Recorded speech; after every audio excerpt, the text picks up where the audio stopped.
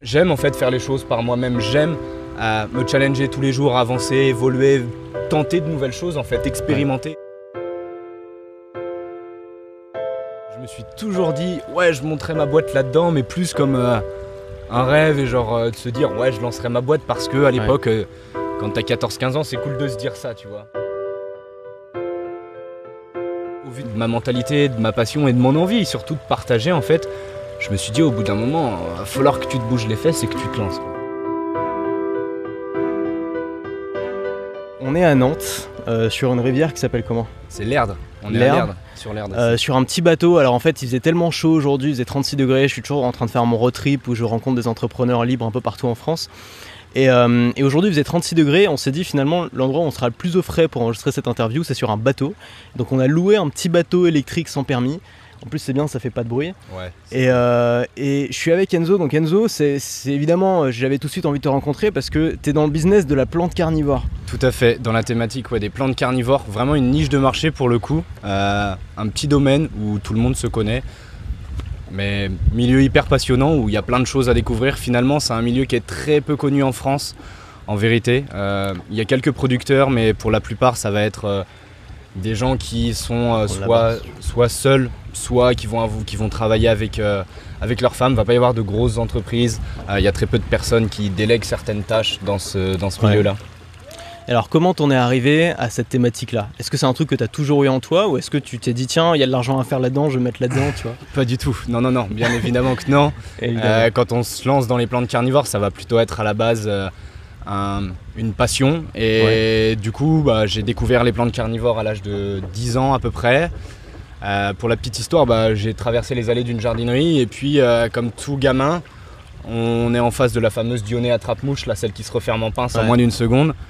Et forcément on trouve ça cool. Enfin moi en tout cas j'ai trouvé ça vachement fascinant. Et puis première plante carnivore, premier échec. J'ai pas réussi à la maintenir en vie parce que c'est compliqué. Alors c'est pas compliqué, ça a juste des spécificités en fait.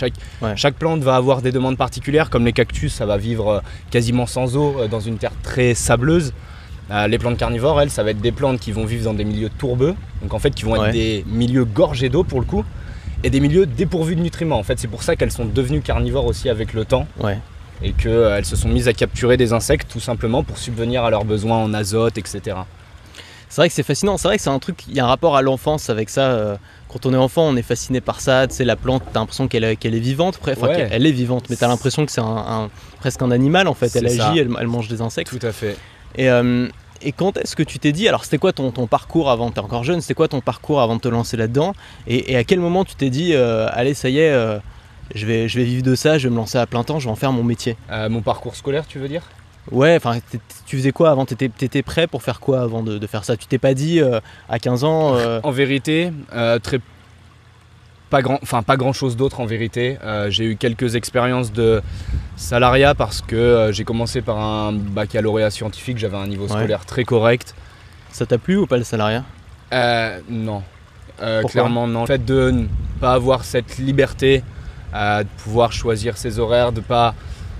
j'aime en fait faire les choses par moi-même, j'aime me challenger tous les jours, avancer, évoluer, tenter de nouvelles choses en fait, expérimenter au quotidien et c'est aussi pour ça qu'en vrai je me plais finalement aujourd'hui autant dans ce que je fais.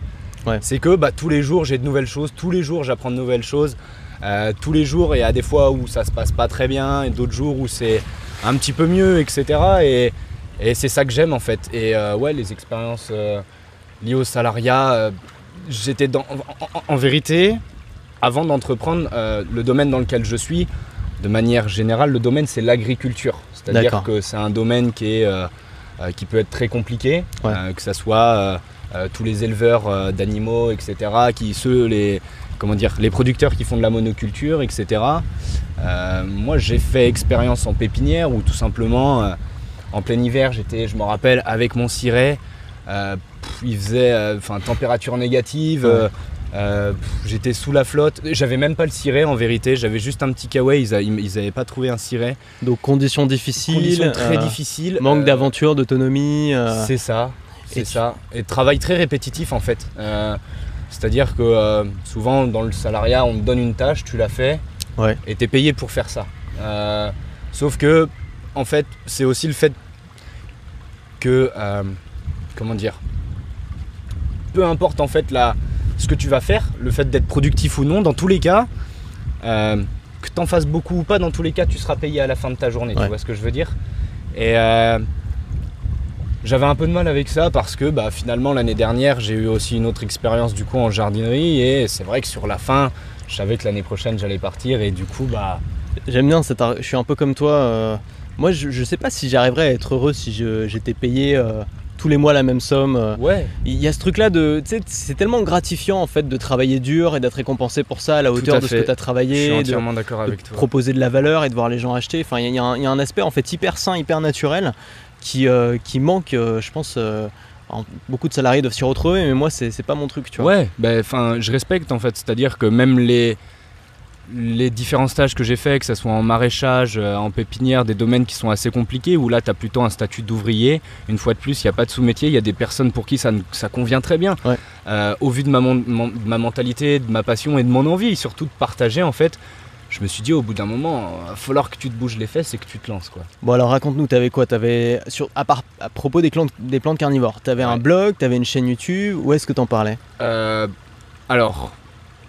C'est quelque chose que je dis assez peu, mais finalement quand j'étais assez jeune j'en parlais très peu, parce qu'on se sent différent en fait, c'est-à-dire que tous les jeunes de notre âge vont aimer les jeux vidéo, vont être à fond dans le sport, vers les 14-15 ans, c'est l'âge où tu commences à t'intéresser aux filles, etc. Moi c'était pas le cas, c'est-à-dire que j'avais les plantes carnivores et j'avais pas que ça, parce que j'étais aussi sportif, etc. Mais il y avait ce truc là qui me drivait.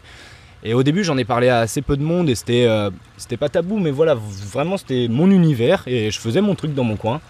Donc j'ai oublié la question pour le coup. C'était qu'est-ce que tu as lancé? En fait tu as lancé un blog, une chaîne YouTube, à quel moment tu as commencé à en parler? La chaîne YouTube du coup. Okay. Il y a combien de temps? La chaîne YouTube, la première vidéo que j'ai postée, ça devait être en octobre ou novembre 2018, donc il y a c'est récent, 2 ans. C'est assez récent et finalement en fait je l'ai lancé en partie en dessus. En fait il y a plein de facteurs qui ont fait que je me suis lancé sur YouTube. La toute première c'était le fait que j'avais vraiment en fait dans un premier temps envie de partager ce que je savais, en fait aider les gens, parce qu'il y en a plein qui débutent dans ce domaine là et très peu de monde sait comment cultiver une plante carnivore, et du coup je me disais je suis pas un expert, je suis juste là pour donner des conseils aux gens, et encore aujourd'hui ma démarche c'est vraiment ça, c'est-à-dire que je suis pas l'expert qui a eu de nombreuses années dans ce domaine-là. Non, je suis le mec intermédiaire qui s'y connaît un peu, qui a une valeur à apporter, et du coup je conseille les gens et je leur donne tout ce que je peux potentiellement leur donner sur du contenu gratuit sur YouTube. Et la chaîne, ça a marché tout de suite, ou il a fallu un peu de temps, que ça a été difficile ou pas? Est-ce que tu as galéré genre pendant 6 mois à faire 3 vues tous les jours? En vérité non, parce que je te disais que je le gardais pas mal pour moi, mais finalement quand j'ai commencé à prendre en maturité à 17-18 ans, j'ai commencé à en parler. T'as assumé, tu t'es dit je vais assumer, je montre ma tête et je le dis à tout le monde. Tout à fait, mon entourage en fait m'a énormément soutenu, alors que on a tous des croyances. C'est bien ça. Je croyais que ça allait être mal perçu, après à l'âge où quand j'ai commencé ça pouvait être mal perçu entre guillemets, et puis les gens évoluent, les gens mûrissent, les gens grandissent, et j'en ai parlé je pense à la bonne période quand les gens, mon entourage, mes potes et ma famille, mais ma famille m'a toujours soutenu dans ce projet-là. Et à l'époque, tu avais déjà une approche business, tu voulais gagner ta vie avec, ou c'était juste un hobby et tu t'en foutais? C'est rigolo parce que je me suis toujours dit, je monterai ma boîte là-dedans, mais plus comme un rêve, et de se dire, je lancerai ma boîte parce que à l'époque, quand t'as 14-15 ans, c'est cool de se dire ça, tu vois. Et c'est là que tu te rends compte que la vérité aujourd'hui, elle est tout à fait différente de ce que tu pouvais imaginer, mais en fait la vérité est encore mieux. Aujourd'hui, mes journées elles me plaisent, et du coup j'aime ce que je fais, donc c'est cool. Et quand t'en parlais ça, parce que tu dis que ton entourage te soutenait, en vrai il y a peu de chances que les gens te disent c'est de la merde ce que tu fais. Par contre ce que tu vois souvent, et moi c'est un peu ce que j'ai vécu quand je me suis lancé, c'est que tu vois dans les yeux des gens qui trouvent ça mignon, tu vois, sympa et tout, mais ils pensent pas vraiment que ça va marcher, tu vois. C'est-à-dire qu'ils disent il a raison de le faire parce que voilà, faut tenter des trucs et tout, mais ils pensent pas vraiment que ça va marcher. Et ils pensent encore moins que tu vas gagner ta vie avec. Est-ce que toi t'as eu ça, et comment t'as fait si t'as eu ça pour quand même tenir le coup et le faire? J'ai pas vraiment eu ça parce que finalement alors le fait de lancer une entreprise autour de ça, j'en parlais, etc., mais à mon entourage très proche, mes grands-mères, je suis proche de ma famille, vraiment très proche, mais du coup autour de ça j'en ai très peu parlé, et finalement Bah, j'ai fait un peu mon truc de mon côté et tu vois, j'ai pas eu vraiment. T'as pas attendu en fait d'avoir l'aval un peu de. Tu t'es dit de toute façon je le fais, ça m'intéresse, j'ai pas besoin qu'on me valide mon projet quoi. Ouais, bah j'ai la chance de toujours avoir été accompagné par mes parents, c'est-à-dire que t'as plein de parents qui vont te mettre des barrières en mode mais qu'est-ce que tu fais à vouloir lancer ton entreprise, c'est quoi ton truc sur internet, ton machin là, enfin ils comprennent pas parce que simplement c'est pas forcément de leur génération et c'est ok, mais ils m'ont toujours soutenu, ils m'ont toujours accompagné dans cette démarche là. Ils ont toujours voulu, j'avais une passion et ils ont toujours voulu m'accompagner là-dedans. Alors des fois mettre des freins forcément, mais ils m'ont quand même toujours accompagné. Donc quand je leur ai tout naturellement dit que le salariat c'était pas fait pour moi, que j'avais envie de monter ma boîte et que j'avais envie de tenter cette belle aventure, ils m'ont dit mais vas-y fonce, y a pas de souci, vas-y, c'est bien ça. Lance-toi. Ouais, j'ai eu cette chance là. Tout le monde ne l'a pas, mais eux ils étaient entrepreneurs ou pas? Non, du tout. Dans la famille il y a vraiment aucun entrepreneur, vraiment personne. Ok. Ouais. Ils ont pris le parti, ils se sont dit peu importe ce que mes enfants veulent faire, c'est je les soutiendrai. Ouais, ils ont cette ouverture d'esprit là en fait. Ils ont cette, c'est-à-dire que même si eux ils ont ce statut de salariat, ils se plaisent dedans et c'est tant mieux. Mais en même temps, ils sont pas mes parents m'ont jamais imposé quoi que ce soit et au contraire. Quand je te disais tout à l'heure, j'ai été en bac S, j'ai décidé de me réorienter et j'ai été accompagné pareil dans ce moment-là qui n'était pas forcément le plus simple, où finalement on va te trouver une voie qui te plaît. Ok, t'es passionné par le monde du végétal, pourquoi pas aller là-dedans quoi. Alors donc pendant 2 ans t'as publié du contenu sur YouTube seulement, sur d'autres plateformes? YouTube principalement, j'ai créé aussi une liste email il y a quelques mois pour le coup. Et c'est quoi le genre de vidéos que tu postes? Est-ce que c'est des vidéos pour les gens qui s'y connaissent déjà vachement, ou est-ce que tu t'enseignes, tu fais découvrir un peu ce monde à des novices? Ouais, on va dire qu'il y a différents formats qui s'adressent à différentes personnes. Il va y en avoir des vidéos où vraiment le sujet de la vidéo, ça va être une vidéo classique, entre guillemets, un peu comment arroser sa plante carnivore ou les 5 conseils pour réussir à coup sûr la culture de sa plante carnivore. Donc là où vraiment je touche des gens qui se lancent dans le milieu. Ouais. Et qui veulent en apprendre davantage, et c'est comme ça au début que ça s'est plus ou moins bien lancé et que les gens ont commencé à apprécier, c'est qu'ils y ont trouvé de la valeur en faisant leurs propres recherches.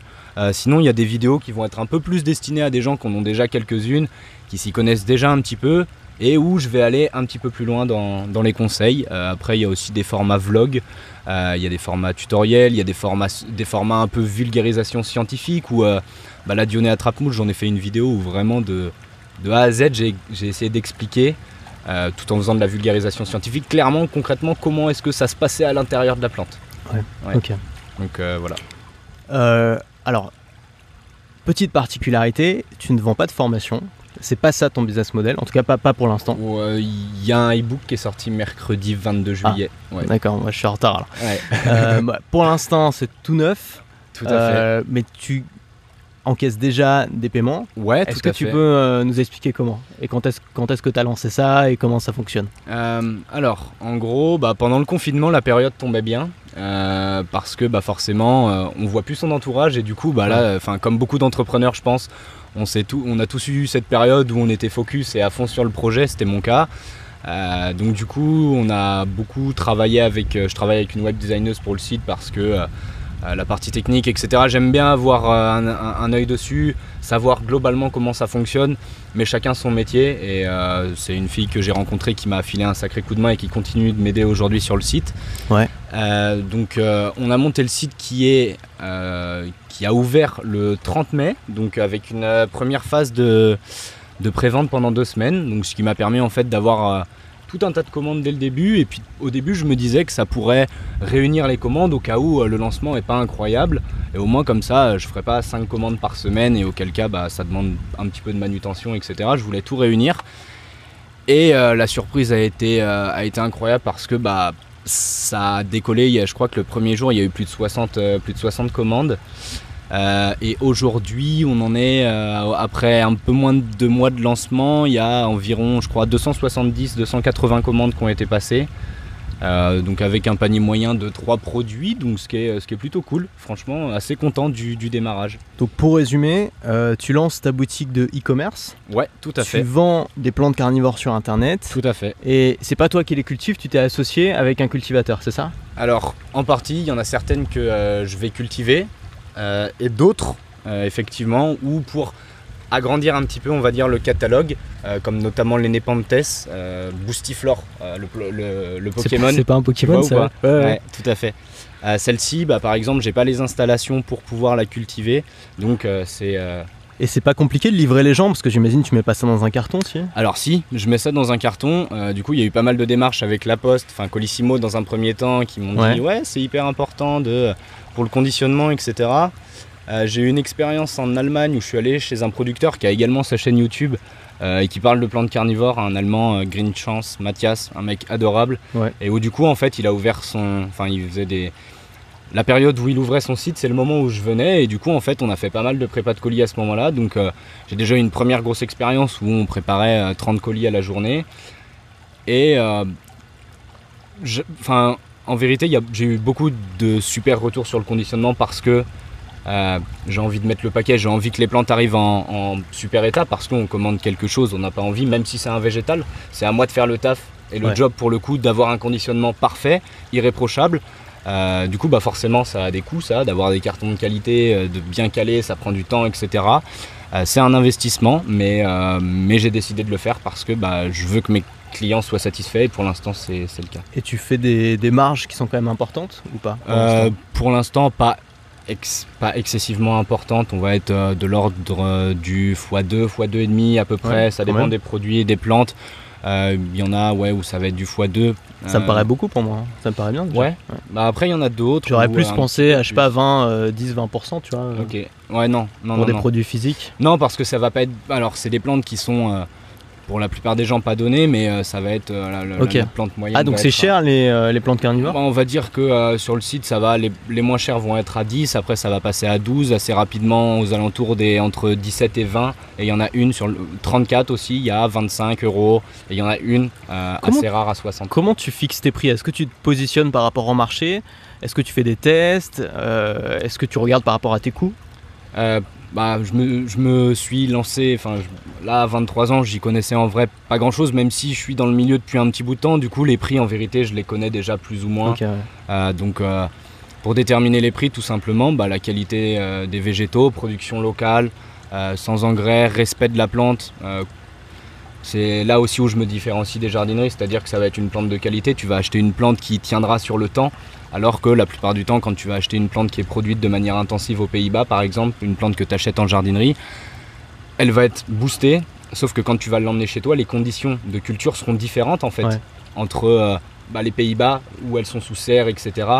Et quand tu la ramènes chez toi, et du coup la plante la plupart du temps elle prend un petit coup, elle a souvent un peu de mal à s'en remettre quoi. Ouais, elles sont cultivées où les plantes sinon en France principalement? C'est-à-dire les plantes.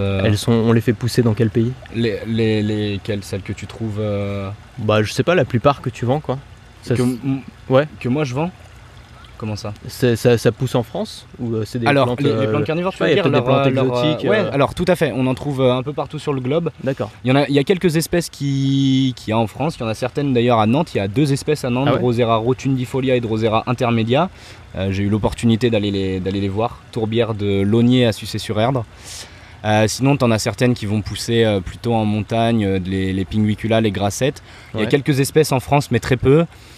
Sinon après ça va être beaucoup Caroline du Nord et Caroline du Sud. D'accord. Où du coup tu vas avoir les Sarracenia, donc celles qui font les grands tubes, les Dionée à trappe-mouche, celles qui se referment en pince, certaines Drosera également. Après ça vient vraiment de partout sur le globe, mais souvent on pense que c'est des plantes exotiques et finalement non. Pas forcément. Les Sarracenia, celles qui font les longs tubes, ça résiste à du -15, -20. Alors on sent vraiment que t'es passionné, je suis désolé. Putain de connaissances là-dessus. Non mais c'est génial. Et mais moi, ce qui m'intéresse aussi, c'est tu vois ton lancement, etc. Comment ça s'est passé le lancement de ta boutique d'e-commerce? Tu dis que ça a bien marché dès le début. Ouais. T'as fait quoi? T'as fait des vidéos pour en parler? Qu'est-ce qui s'est passé? Ouais, t'as fait un alors lancement un j'ai peu préparé? En vérité, il était un peu préparé, mais il aurait pu être un peu plus optimal, on va dire. D'accord. C'est-à-dire que j'étais un petit peu dans le rush, etc. J'avais envie que ça sorte. J'en ai fait une vidéo YouTube, j'en ai parlé par mail, j'en avais déjà parlé un petit peu en avant par mail à mes inscrits à ma mailing list. Donc du coup, ils le savaient, ils attendaient un peu la date avec impatience parce que quand tu en parles et que tu as des gens qui sont intéressés, ils ont qu'une hâte. Et j'ai eu des messages de personnes en mode on n'en peut plus, on veut que ça sorte, etc. J'ai eu ce genre de messages et du coup ça c'est bon signe ça. Ouais, c'est bon signe du coup, ouais c'est sûr. Ça me fait penser, tu sais, j'avais déjà fait un podcast pour parler d'elle. C'est une fille qui crée du contenu sur l'alimentation barf pour chiens et chats, tu vois, pour animaux de compagnie. Ouais. C'est l'alimentation en fait, de la viande crue principalement, donc qui est censée être adaptée et tout pour leur organisme. Et ça s'appelle Prime Instinct, sa chaîne. Et en fait, pareil, elle a fait sa chaîne pendant longtemps. Et puis ce que lui disaient le plus les gens, c'est bien, t'as raison, mais moi j'ai pas le temps d'aller chez mon boucher, de prendre de la viande, de préparer des rations, etc. Et du coup, je le fais pas. Si tu vendais en fait des rations déjà préparées et tout de qualité, ça serait génial. Et au bout d'un moment, elle s'est mise à le faire. Et en fait, c'était pas difficile à trouver comme idée. C'est juste les gens lui demandaient ça tout le temps. Elle s'est mise à le faire. Elle a réuni des amis bouchers. Ils créent leurs rations. Moi, je suis client chez elle parce que j'ai un chat et un chien, donc ils mangent ça tous les jours. Ok, super, de la bonne alimentation, du coup, de la qualité. Ouais, c'est super qualitatif. C'est super bien fait. C'est vraiment, mes animaux adorent ça. Évidemment, c'est un prix un peu premium parce que tu payes pour cette surplus de qualité. Mais en fait, les gens avaient tellement besoin de ça, lui ont tellement demandé que c'était une évidence que ça allait marcher quand elle allait lancer. Donc ça me fait un peu penser à ça, où c'est pareil, tu as créé une relation de confiance avec les gens qui te suivent, ils apprécient tes conseils, donc c'est normal qu'ils aient envie d'acheter chez toi et d'acheter chez le meilleur, en fait, enfin chez le gars qui s'y connaît le plus, quoi. C'est ça en fait, c'est que les gens vont y trouver de la valeur. Et du coup, en fait, c'est tout naturel finalement aussi pour soutenir le projet et parce que ils ont consommé pas mal de contenu gratuit et que du coup ils se disent on va tenter. Et finalement, l'expérience pour l'instant a été quasi irréprochable, tout le monde est satisfait, donc voilà quoi.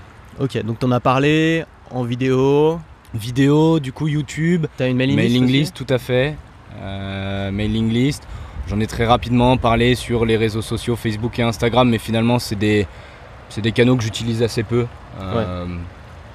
Sur Insta pourtant, pour moi ça a l'air d'être un bon réseau social pour les plantes carnivores, parce que c'est hyper visuel. C'est ça.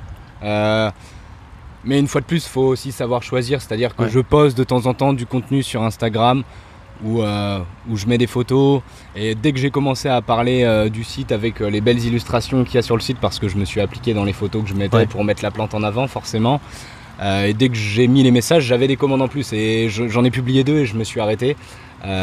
Pourquoi, je sais pas, mais ouais. Ok. Wow. J'avais plein d'autres questions que je voulais te poser. C'est qui les clients types de ce genre de produits? C'est plutôt des mecs comme toi, jeunes, passionnés et tout, des gens plus âgés, des professionnels, le particulier, lambda qui s'intéresse à ça. Alors le parisien, le provincial, tu vois. Ça va être assez large. Il y a très peu de régions parisiennes qui m'ont commandé des plantes. Ça va plutôt être. J'ai eu beaucoup de l'est de la France, les Belges, un petit peu le nord aussi. Client type, c'est compliqué à définir parce qu'en vérité, c'est quelque chose où tu peux réunir beaucoup de monde. Mais la plupart des personnes qui me suivent, et j'ai été hyper étonné, ça va être des personnes assez âgées finalement. Tranche d'âge, ça va être du 34-45 en majorité, 24-35 aussi, du coup, pas mal. Mais sinon, ça va plutôt être des personnes qui ont presque 2 fois mon âge, donc c'est assez rigolo finalement. Il y a quelques jeunes qui me suivent, mais bon, pour des plantes forcément un peu plus chères qu'en jardinerie, ça va être plus compliqué pour eux de mettre la main à la poche dans ce premier temps. Mais bon, si je suis au moins là pour leur apporter des conseils et les aider à cultiver leurs plantes carnivores, moi ça me convient très bien. Et alors tu me disais en off que ça c'était pas forcément, enfin tout le monde dans cette activité-là, t'avais pas forcément regardé avec bienveillance quand tu as lancé ta boutique, quand tu as commencé. Est-ce que tu peux nous en parler un peu peut-être? Ouais, je peux en parler. Moi, j'ai aucun problème avec. Parce que c'est des trucs on peut tous rencontrer ça. Enfin, c'est très difficile, surtout quand tu es jeune. Enfin, moi, je l'ai connu un peu dans ma thématique aussi. Quand je me suis lancé dans le marketing il y a 17 ans, je peux dire que les mecs qui étaient là depuis plusieurs années, ils n'ont pas forcément tous accueilli les bras ouverts. Tu vois, tout à fait, ça m'étonne. Et donc, pour moi, c'était un peu difficile de faire ma place, d'être crédible, etc. Est-ce que toi aussi, tu as connu ces difficultés? Il y a un petit peu de ça, parce que finalement je sors un petit peu entre guillemets de nulle part, c'est-à-dire que j'ai ma collection de plantes, tout se passe bien, j'ai une petite production, etc. Mais en même temps je suis arrivé comme ça, un peu comme un cheveu sur la soupe. La plupart des professionnels déjà installés et des gens qui s'y connaissent déjà beaucoup dans la thématique, qui sont là depuis de nombreuses années, forcément ils ont un petit jeune qui se lance, ça fait toujours bizarre en fait. Du coup, il y a eu beaucoup de choses qui ont été dites. Alors moi, j'ai gardé un œil très externe vis-à-vis de ça. T'as essayé de pas le prendre personnellement? Et puis j'ai à peine regardé en fait. J'ai eu des échos, mais par contre, ce qui est cool, En vérité, j'associe ça par rapport à l'interview que tu as fait avec Oussama Hamar, où tu lui as parlé par rapport à ce qui avait été publié, etc. Et que finalement, c'est un moment où tu te rends compte des vrais défauts. J'ai eu aussi un peu ce sentiment-là, tu vois, en ayant écouté cette interview-là, je me suis dit, bon, à mon échelle, tu vois, mais il y a ce truc-là où, au moins, tu sais les gens avec qui tu ne continueras pas et tu sais avec les gens avec qui tu continueras. Et du coup, j'ai eu des messages d'encouragement de personnes. Ouais, Enzo, j'espère que ça va. Enfin, genre sur Messenger, des messages vocaux. J'espère que tout va bien et tout. Mais ouais, moi, j'étais cool en fait. J'ai accueilli le truc sans aucun problème. Parce que tu as eu des vidéos qui ont été publiées? Pas du tout. Non, c'était juste en vrai sur gros groupe francophone Facebook de plantes carnivores où il y a beaucoup de monde. Où en gros, il y a mon premier client parce qu'en fait, j'ai appelé un mec qui me suit depuis longtemps, avec qui j'interagis par mail, qui d'ailleurs est modérateur du groupe Facebook aujourd'hui. En gros, il a fait en fait la publicité du site, quoi. Y a un petit jeune qui se lance, les dents de la terre, etc. Allez voir, et ça a fait plus de quasiment 200 commentaires. Le post a été supprimé parce que ça partait trop loin en fait. Donc, c'est bien, ça fait réagir. Ça. Ouais, ça fait réagir. Donc si ça fait réagir, il y a forcément des gens qui... C'est toujours, tu sais, la réaction la plus fréquente qu'on a quand on se lance dans un truc, c'est l'ignorance. C'est tout le monde s'en fout en fait. Et les gens pensent pas à ça, les gens se disent ah ouais mais les gens... Non, en fait ce qui va se passer c'est que tout le monde s'en foutra. Et donc le plus difficile c'est déjà d'avoir de l'attention, tu vois. Et cette attention évidemment quand tu te lances elle peut être aussi bien positive que négative et ça fait partie du jeu. Mais je pense que honnêtement, d'ici quelques années quand tout le monde te connaîtra, quand tu seras bien implanté etc, ça va un peu s'inverser. C'est-à-dire que ce sera une évidence, enfin tu vois, tu seras considéré comme une personne établie de ce truc-là. Et puis en vérité en fait je suis pas là pour faire de la concurrence aux mecs qui sont déjà installés. C'est-à-dire que tu as des professionnels mais que je respecte et à qui j'ai déjà fait plein de commandes, etc. Des mecs chez qui je suis déjà allé, enfin vraiment des gars pour qui j'ai un profond respect, tu vois, qui n'ont pas été méchants envers moi. En vrai, il n'y a pas eu vraiment d'animosité ou quoi que ce soit. Juste les gens un peu étonnés et forcément des avis pour, des avis contre. Qu'est-ce que je voulais dire pour le coup ? Je me suis perdu. Que finalement, moi, je suis pas dans une démarche de leur faire de la concurrence ou quoi que ce soit pour détruire un marché ou quoi. Au contraire, en fait, je suis là. Je me considère plus comme un intermédiaire entre du coup les gens qui débutent et ces experts là, où je suis plutôt un peu entre les deux. Et au contraire je suis là pour faire découvrir un peu le milieu, que ces plantes là elles soient davantage respectées, parce que la plupart du temps les gens achètent une première plante carnivore parce que c'est cool, mais la font mourir et du coup personne n'en rachète, alors qu'en vrai c'est des végétaux qui sont hyper intéressants, il y a une diversité monstre. Et du coup, si à mon échelle, je pouvais aider aussi d'autres producteurs par la suite à se lancer et à vivre de leur activité, mais ça serait une énorme fierté. J'aimerais pouvoir un peu ouvrir cet univers-là qui est aujourd'hui très petit en fait, et très peu connu pour l'instant. Ouais, tu participes un peu à la démocratisation de cette passion. C'est ça, tout à fait. Je suis là pour démocratiser, faire en sorte que les gens s'y accrochent et que les gens aiment ça. Et pour l'instant, c'est le cas. Donc les gens s'y investissent, les gens achètent des plantes carnivores, ça leur plaît. Mais si à terme, les gens achètent des plantes carnivores sur d'autres sites e-commerce de personnes bien plus pro que moi, ça sera parfait. Et de toute façon, je pense qu'à terme, le site e-commerce, ça sera très certainement pas mon activité principale et ce qui me permettra de vivre et de me nourrir. Alors, parle-moi de qu'est-ce qui sera ton activité principale. Il y a tout un tas de projets. Il y a tout un tas de projets qui... C'est que le début en fait. Ouais, en fait, c'est vraiment que le début. Le site e-commerce, en fait, c'était juste une évidence. C'est-à-dire qu'il y avait de l'attente des gens. Bien sûr, c'était le choix. C'est pas la simplicité, mais entre guillemets, c'était naturel, tu vois, le site e-commerce. Il y a plein d'autres projets. C'est le premier truc auquel on pense, quoi. C'est ça, tout à fait. Du coup, mercredi 22 juillet, il y a un petit e-book qui est sorti pour le coup, produit numérique, un peu d'infoproduits pour le coup. Comment tu l'as appelé ton e-book ? Réussir à coup sur la culture des plantes carnivores. Ok, bien. En gros, un peu putaclic, mais bien. Ouais, mais bon. C'est ce qu'il faut, juste ce qu'il faut. Tu vois. Et en bas, c'est découvrir l'univers mystérieux et fascinant des plantes carnivores. Les découvrir pour mieux maîtriser leur culture sans forcément avoir la main verte. Ouais, c'est bien ça, un X sans Y. Ouais, on est un peu là-dessus. Quand je l'ai fait, j'y ai pas pensé, bon, hein. mais effectivement, on est là-dessus. C'est super. Et donc, c'est quoi ? Il est gratuit ? Il est payant ? Il est payant. J'ai décidé. Il est à 9,90. Okay. J'ai fait quelques jours avec un code promo permettant aux gens de bénéficier de 25%. Après, quand tu es sur un petit infoproduit, en vérité, tu vois, les gens ils pouvaient économiser 2,47 € et la plupart du temps, en fait, je me rendais compte que même si j'en avais parlé, le code promo, je l'avais donné que pour mes inscrits à la mailing list.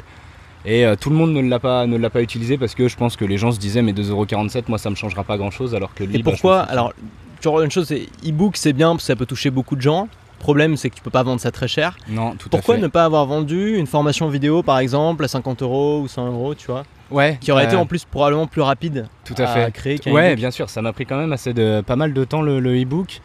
Comme je t'en ai parlé, à travers le mail, il y a plusieurs fois où je me posais la question, est-ce que je peux dupliquer un petit peu ce que Antoine fait, parce que je suivais pas mal de tes formations, et est-ce que je pourrais potentiellement essayer de créer une formation, un vrai infoproduit de A à Z, que moi je créais sur une demi-journée, une journée avec des modules, etc. J'ai décidé d'y aller doucement entre guillemets avec le e-book parce que déjà c'est quelque chose d'inédit en France, il n'y a aucun livre numérique sur les plantes carnivores. Du coup, je voulais aussi un petit peu tester le truc, voir si ça pouvait intéresser les gens. Te créer aussi une base de clients en fait, parce que les gens ils ont déjà acheté chez toi, ils connaissent la valeur de tes conseils. Si derrière tu vends des formations, ce sera plus facile, j'imagine. Mais tout à fait. Et du coup, j'ai eu des demandes de personnes. On aimerait bien avoir d'autres sujets, des trucs un petit peu plus développés sur comment par exemple créer une tourbière, c'est-à-dire des petits produits mais sur des choses un peu plus ciblées qui touchent pas forcément beaucoup de monde mais qui peuvent intéresser certaines personnes. Et effectivement, j'ai l'impression qu'il y a plein de sous-thématiques en plus dans la thématique. Il y a de quoi faire 1000 formations là-dedans. Mais tout à fait. C'est sûr. Quoi. Mais je pense qu'en vrai, j'ai déjà quelques idées pour le coup. Mais une fois de plus, syndrome de l'imposteur. Tu vois, j'ai 23 ans, tu lances déjà ton site e-commerce, tu as l'impression que c'est déjà beaucoup. Sortir une semaine après une formation, ça aurait été... d'avoir, honnêtement, moi j'y connais rien, mais tu as l'air d'avoir une expérience de fou quand même dans la plante carnivore. À mon avis, tu es aussi expert dans la plante carnivore que moi je suis dans le marketing, tu vois. Genre, ça fait aussi longtemps que tu t'y intéresses. Peut-être. C'est une question d'expérience, tu vois, comme toi. Finalement, c'est un domaine qu'on aime.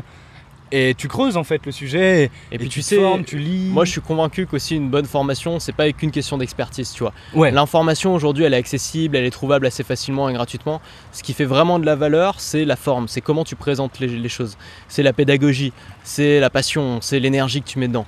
Et ça, tout le monde n'a pas les capacités de le faire. Souvent, les experts de longue date, alors heureusement qu'ils sont là, tu vois, on en a besoin. Bien sûr. Mais c'est pas forcément les gens les plus pédagogues, c'est pas forcément les gens qui vont créer le meilleur contenu, c'est pas forcément les gens qui vont faire les formations les plus percutantes. Et donc, faut pas se laisser piéger par ce truc-là de dire on n'est jamais assez expert en fait. Quelqu'un qui se considère vraiment comme un expert.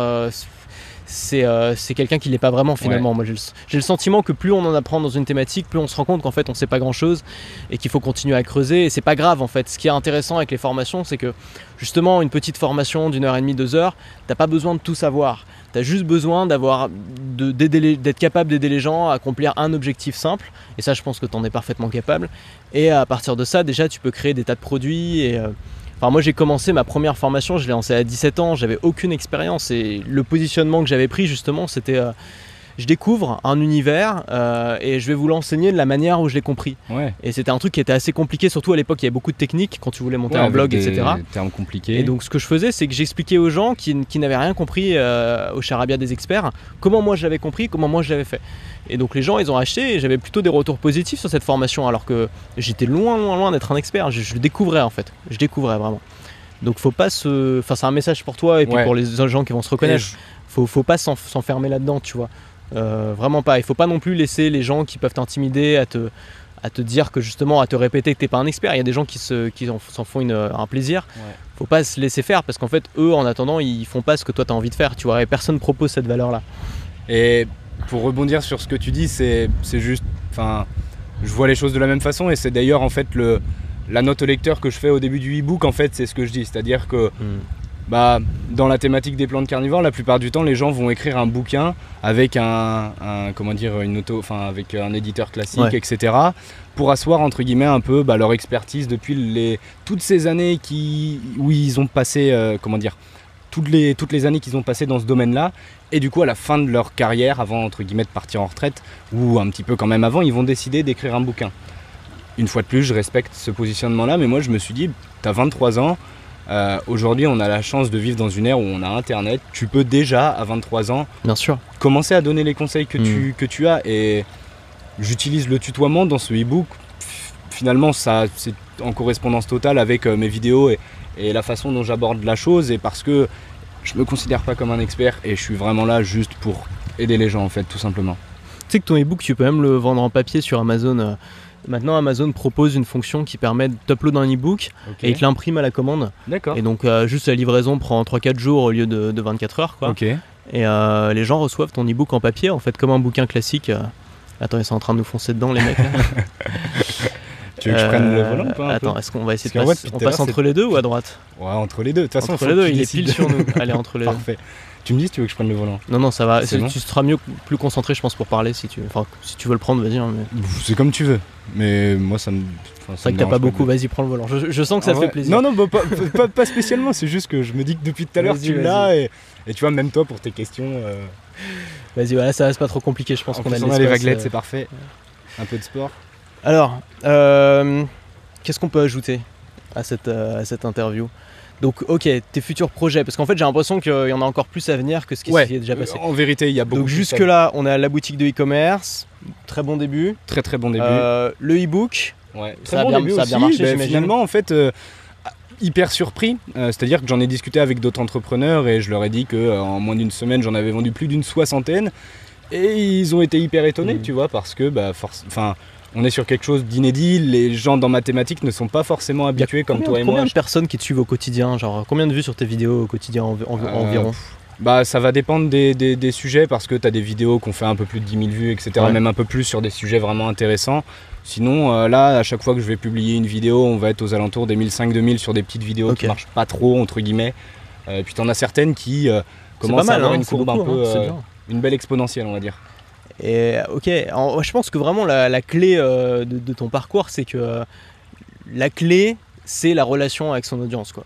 Ouais, j'aime ça. C'est que t'arrêtes pas de le dire, en fait, les gens ils te demandent tel truc, ils te demandent ça, ils achètent direct, ils t'envoient des messages plein de remerciements. Enfin, tu vois, c'est un truc qui est tellement important et je pense encore trop sous-estimé. C'est que les gens ils veulent le meilleur tunnel de vente, la meilleure séquence email, la meilleure technique marketing, mais il n'y a rien qui remplace une bonne relation avec ton audience, une relation de confiance, des gens qui t'apprécient, qui apprécient tes idées, ta manière de créer du contenu.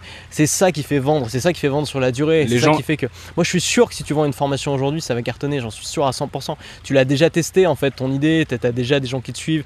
En fait, tes clients ils sont là, ils attendent juste que tu leur proposes un truc à acheter, tu vois. Mais ils sont déjà là en fait, tes clients, t'as pas besoin de les trouver. C'est ça le truc, c'est donc c'est pardon, j'arrête de te couper. Il y a pas de souci. En c'est vrai, quoi la suite pas, même moi c'est moi qui allais te couper. C'est quoi la suite? Vas-y donc. Comme je te disais, je pense que juste pour revenir vite fait sur ce que tu dis, les gens aiment ce côté humain là où finalement je m'adresse à eux presque comme à des amis et c'est pas calculé ou quoi que ce soit, c'est juste en fait tout à fait naturel. Je fais de la même manière avec finalement mes clients que avec un ami chez qui je vais installer un bac avec des plantes carnivores dedans. Du coup, les projets à venir. Alors, il y en a plusieurs. Alors, dans un premier temps, j'aimerais bien pouvoir intervenir potentiellement dans les écoles, faire de la sensibilisation, parce qu'en fait, la plupart du temps, on m'associe au mec qui est passionné de plantes carnivores, mais en vérité, déjà, je m'intéresse de manière générale à la nature en général, à l'environnement, etc. Tout ce qui est écologie et tout ça. Ouais, voilà, tout à fait. Ça me parle beaucoup. J'y suis assez sensibilisé et sensible pour le coup. Donc tous ces domaines-là m'intéressent et je me dis que ça pourrait être cool parce qu'on est dans une ère où la plupart du temps les générations à venir ne vont pas être les plus orientées vers ces domaines-là. Et du coup je me dis que ça pourrait être cool que d'utiliser le côté ludique des plantes carnivores pour pouvoir, pourquoi pas, essayer de faire passer un message. Peut-être que je ne serai pas la personne ayant un déclic pour ces jeunes-là, mais peut-être que par la suite ils entendront quelqu'un d'autre en parler, ils se diront « Ah mais ouais, je me rappelle de ça ». Alors ça c'est un projet, c'est une idée, j'ai commencé à faire les petites démarches, à contacter des gens, etc. Donc c'est en bonne voie, on verra ce que ça donne. Ça c'est pas vraiment un projet business, je pense. Ça va plutôt être un projet pour toujours cette envie de transmettre. Sinon pour des projets un peu plus business liés au fait de continuer à démocratiser les plantes carnivores, j'aimerais bien mettre en place un projet de kit de germination. On a tous une difficulté, autour des fêtes, autour de Noël, des anniversaires, on a tous à chaque fois du mal à trouver un cadeau, etc. Et j'aimerais pouvoir créer un kit de germination, ça existe déjà plus ou moins, mais c'est quoi? C'est très peu qualitatif en fait, parce que déjà ça va pas être la bonne terre, ça va être une pastille que tu mets dans l'eau qui gonfle, c'est pas bon. Ça va être dans un petit pot en terre cuite, c'est pas bon non plus. Bref, toutes les conditions elles sont pas bonnes. Mais ça peut être assez populaire quoi. Mais ça peut être cool si tu fais un produit qui est vraiment quali avec par exemple une vidéo en non répertorié où tu montres concrètement à la personne de A à Z comment ça se passe avec les différents stades de la plante. J'imagine que tout ce qui est gestion ça se vend plus facilement, c'est-à-dire ça peut se contenir, ça se conserve, etc. L'avantage contrairement à l'envoi des plantes où je suis obligé de préparer les commandes. Genre limite tu peux le vendre sur Amazon en fait. Ouais c'est ça en fait, tu pourrais presque déléguer ce genre de truc et où c'est Amazon qui s'occupe de la livraison etc. Parce que les graines elles peuvent être conservées plusieurs années. Donc bon en vérité pour qu'il y ait un bon taux de germination il vaut mieux que les graines elles aient que quelques mois, 1 à 2 ans. Mais tu peux déjà garder, avoir du stock et effectivement pouvoir le déléguer potentiellement. Donc toujours dans cette optique-là de pouvoir les démocratiser, de montrer aux gens et de leur donner absolument toutes les astuces de A à Z pour qu'ils puissent réussir et avoir leur petit pot avec des plantes carnivores sympas. Ok. Donc ça c'est un projet. Et il y en a un autre, ça va être la création de tourbières. Du coup, il y a c'est quoi une tourbière? Alors une tourbière c'est le milieu où vivent les plantes carnivores. Alors pas toutes mais la plupart. Donc c'est des milieux très, très tourbeux, très humides. Donc tout simplement leur milieu naturel, on appelle ça une tourbière.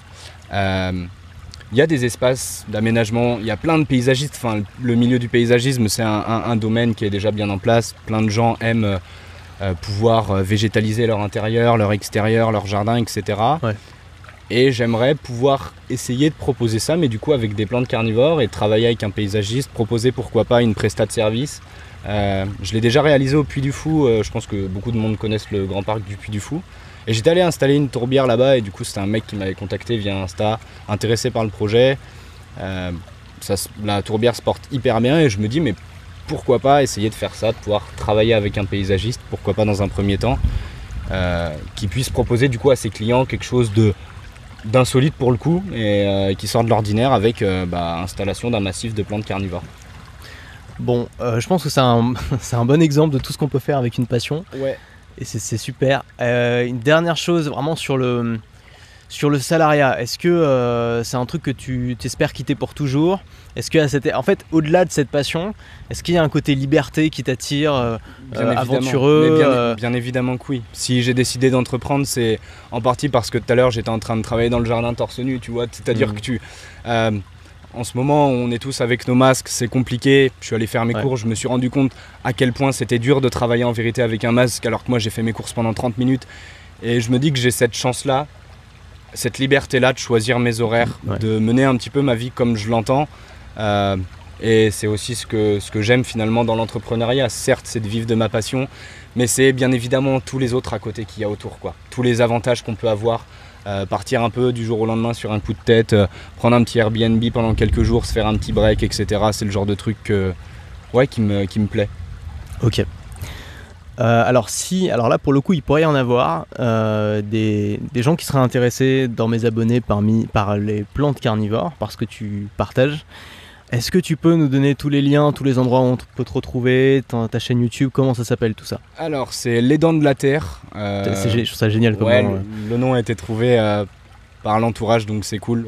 C'est un nom qui marque et au début, pour la petite histoire rapide, je pense vraiment t'aurais pas pu trouver mieux. Je vois pas de meilleur nom que ça. C'est juste parfait, c'est très clair, c'est explicite, il y a un jeu de mots, c'est bon, tu vois. Ça fera plaisir à ma sœur parce que c'est elle finalement qui l'a trouvé. C'était une sorte de brainstorming et c'est venu en fait au bout d'un moment et il y a le côté ludique mais en même temps tout en étant assez sérieux. Au début j'accrochais pas trop avec ce nom-là et finalement plus ça allait, plus je me disais ok il est cool, et quand j'avais le feedback des gens qui me disaient mais Les Dents de la Terre, enfin c'est un nom finalement qu'on retient assez bien. Ouais, c'est clair. Donc Les Dents de la Terre sur partout, Google pour le site internet où déjà dans un premier temps il y a toutes les informations sur les plantes carnivores, apprendre à les cultiver, etc. Du coup il y a la partie e-commerce évidemment. Les Dents de la Terre sur YouTube, sur Instagram, sur Facebook. Voilà, on a fait à peu près le tour. Et puis liste email par exemple, si les gens veulent suivre l'aventure, c'est tout simplement dans le lien de la quasi-totalité des vidéos, le premier lien. Et je te souhaite tout le succès pour tous ces projets. Moi je continue mon road trip. Je sais pas où je vais, je sais pas où c'est la prochaine étape, mais ce qui est sûr c'est que je vais rencontrer d'autres entrepreneurs, encore une fois, qui ont des belles histoires à nous raconter. Abonnez-vous à tout. Je sais pas faire des appels à action quand je suis avec quelqu'un, mais j'ai une liste email où j'envoie un email par jour. C'est pas mal, abonnez-vous et puis à la prochaine. Ok, en tout cas merci à toi beaucoup Antoine pour ce petit moment, c'était vraiment très agréable, merci à toi.